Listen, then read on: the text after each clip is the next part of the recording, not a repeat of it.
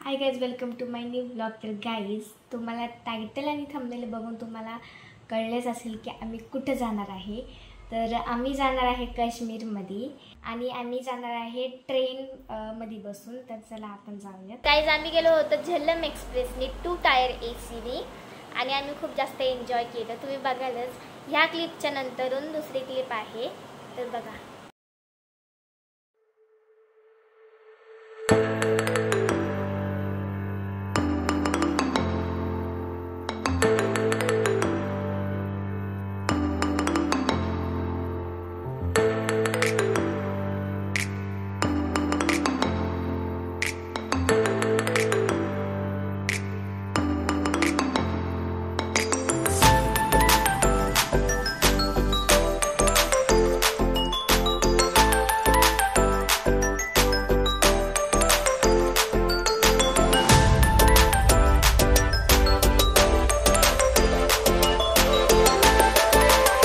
Guys, आता आम्ही पोहोचलेलो आहे जम्मूमध्ये।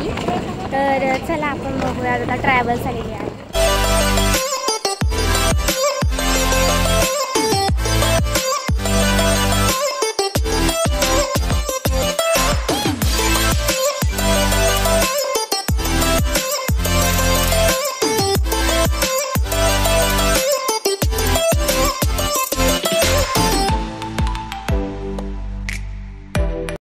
गाइज, तर आता आम्ही चाललेलो आहे जम्मूतून श्रीनगरमध्ये। हे पहा, दादूची कशी मस्ती चाललेली आहे गाडीमध्ये।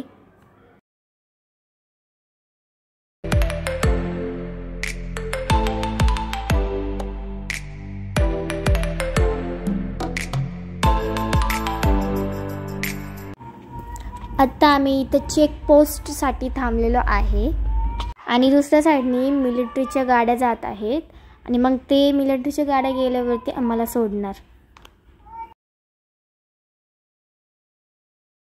इथली घरे खूप छान आहे, लंडन सारखी आहे। लंडनला आल्याचा फील येतो। असतात ना खेळायचे बॅट बॉल, ते असतात तिथं।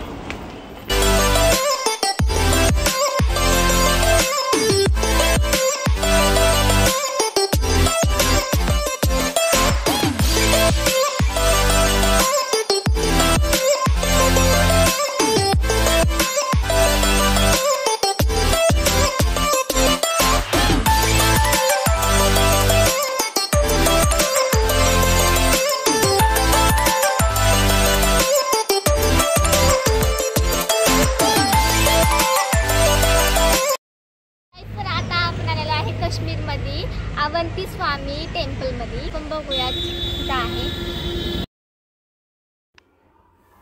इथं सगळी माहिती दिलेली आहे। हे पहा, तुम्ही बघू शकता, इथं बोर्ड लावलेले आहे माहितीसाठी। हिंदी आणि इंग्लिश दोन्ही सुद्धा लँग्वेजमध्ये लिहिलेले आहे। खूपच छान असं आहे। फुलं सुद्धा खूप छान आहेत। हे पहा,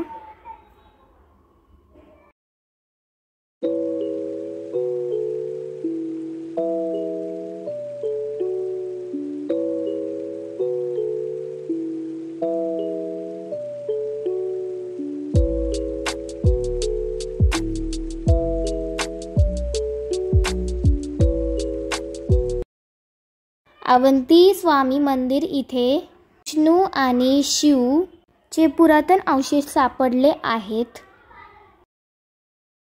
हे मंदिर राजा अवंतीवर्मन यांनी हजारो वर्षापूर्वी बांधले होते। मुळातच विश्वसारा म्हणून ओळखले जाणारे प्राचीन शहर हे राजधानीचे शहर देखील होते। अवंतीवर्मन हे 19व्या शतकातील अवंतीपूर आणि उत्पाला घराण्याचे संस्थापक देखील होते। त्यांनी आपल्या कारकिर्दीत काश्मीरमध्ये अनेक हिंदू मंदिरे बांधली होती, जी मुस्लिमांच्या विजयामुळे मोठ्या प्रमाणात नष्ट झाली होती। अवंतीवर्माच्या कारकिर्दीत या प्रदेशाची भरभराट झाली। अवंती स्वामी मंदिर हे त्या काळातील काश्मीरचे दगडी मंदिर वास्तुकलेचे उदाहरण आहे। मुस्लिमांच्या विजयापूर्वी काश्मीर हे शैव आणि हिंदू तत्वज्ञानाचे केंद्र आणि सुसंस्कृत शिक्षण आणि साहित्याचे केंद्र होते। 14व्या शतकापर्यंत काश्मीर मुस्लिमांच्या आधिपत्याखाली होते आणि 15व्या शतकाच्या सुरुवातीस त्यातील बहुतेक मंदिरे निर्जर किंवा तोडण्यात आली होती। आता आम्ही आलेलो आहे चष्मे शाही गार्डन मध्ये। तर चला आपण बघूया कसं आहे। हे चष्मेशाही गार्डन 1 एकरमध्ये पसरलेले आहे. म्हणजे खूप जास्त मोठं आहे हे गार्डन. चष्मेशाही हे मुळातच काश्मीरी पंडितांच्या साहिब वंशातील काश्मीर महान महिला संत रूपा भवानी यांनी शोधलेल्या वसंत ऋतूवरती घेतले आहे. रूपा भवानीचे कौटुंबिक नाव साहेब होते आणि वसंत ऋतूचे मूळ नाव चष्मे साहिबी होते. वर्षानुवर्ष हे नाव अपभ्रष्ट झाले आणि आज ते ठिकाण चष्मेशाही रॉयल स्प्रिंग म्हणून ओळखले जाते.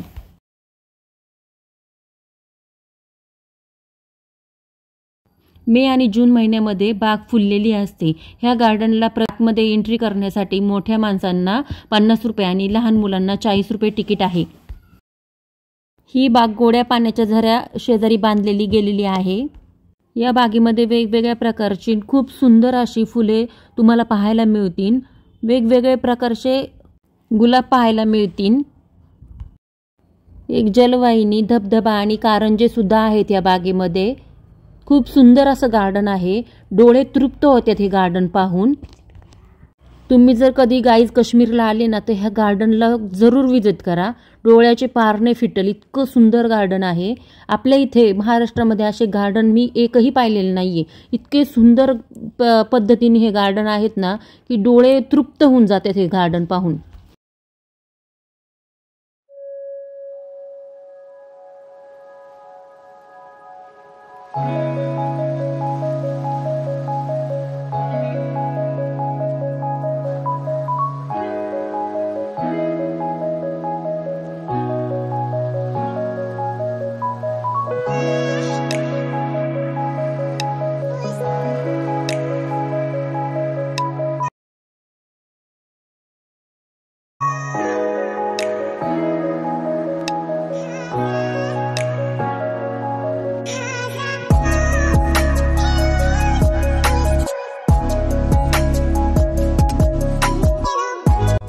हे पहा गाईज कशी मस्ती चालू आहे.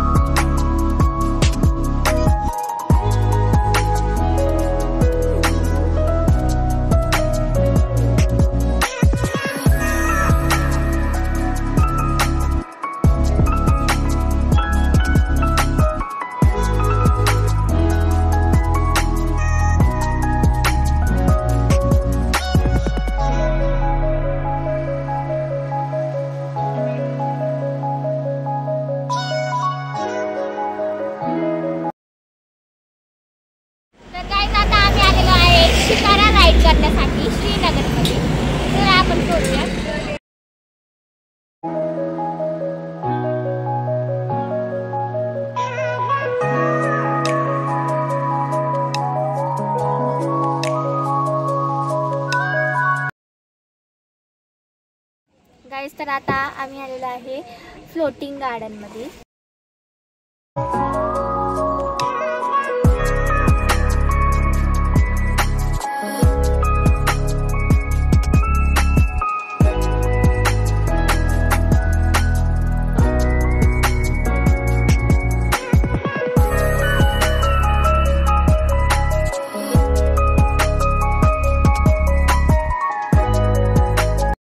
गाईज आता इथं आहे मार्केट मीना बाजार.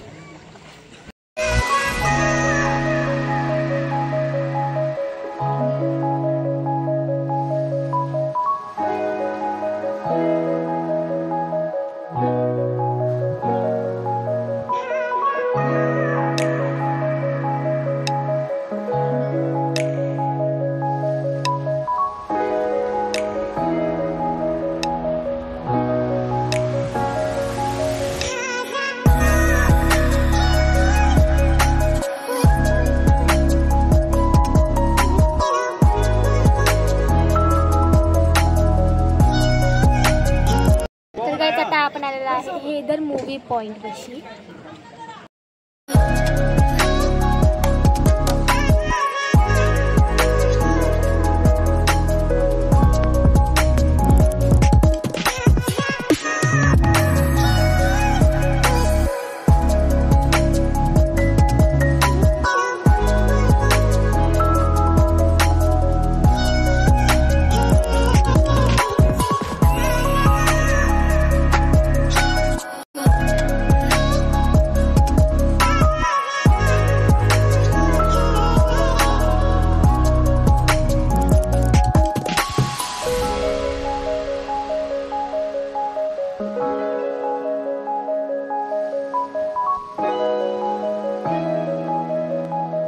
तर गाईज हा आहे 0 पॉइंट म्हणजे शेवटचा पॉइंट आहे.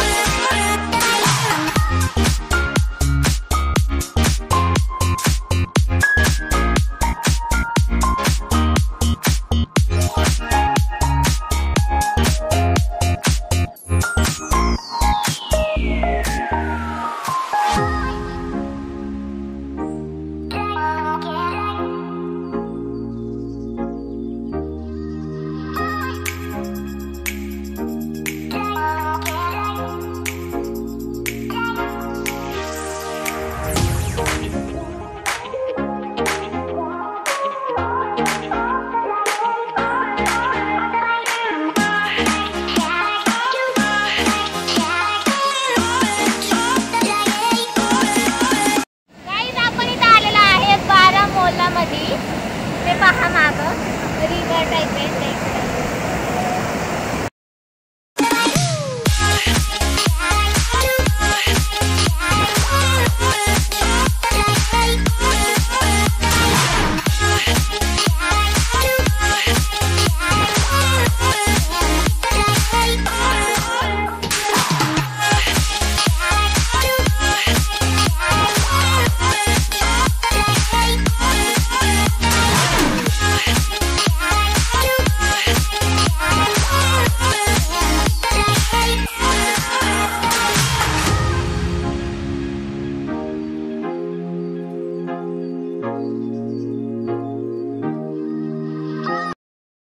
इथं आहे जेवण.